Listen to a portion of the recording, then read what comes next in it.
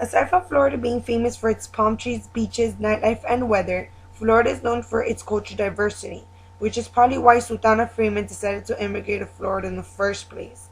Miss Freeman was born in Washington, D.C. She converted Islam in 1997. In 2002, Miss Freeman gained media's attention when she filed a lawsuit against the beautiful state of Florida.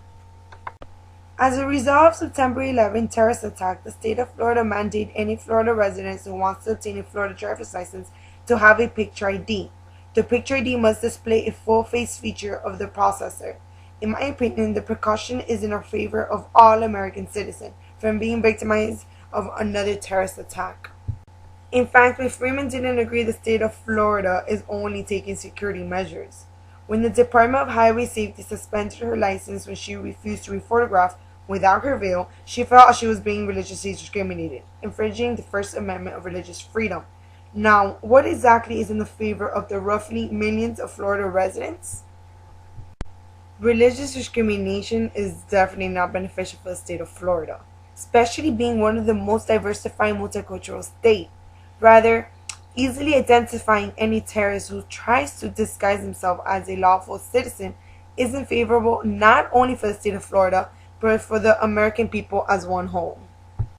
Let's think back to the use of driver's license. Clearly, those who obtain a driver's license can conduct a motor vehicle, but most importantly, it can be used as a form of identification. For example, to travel from state to state, either on an airplane or train, and to access the use of credit cards, debit card, and bank account. If the state of Florida allows Ms. Freeman to leave her veil on, not displaying her face on her driver's license, who to say that the person behind the veil is really the person on the driver's license?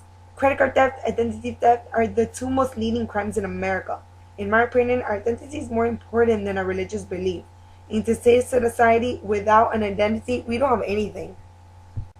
Clearly, it's not a battle between the church and state, rather a battle between the state and the antagonist. In this case, the antagonist being any individual trying to do harm.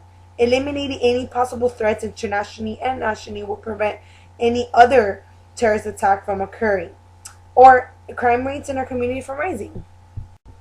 The Declaration of Independence and the Republic form of government is the reason why we have the freedom we do today. Sultana Freeman's civil liberties are just as important to her as it is to every individual living in the United States. But without any national security and state regulation, our civil rights will be demolished and taken away from us. Florida has gone to great lengths to accommodate women of the Muslim faith by allowing them to be photographed in private by a female photographer. Accommodating Ms. Freeman and the public concern ruled out the lawsuit against Florida. In my opinion, this is a win-win situation, not only for the Florida residents, but also for the Muslim community.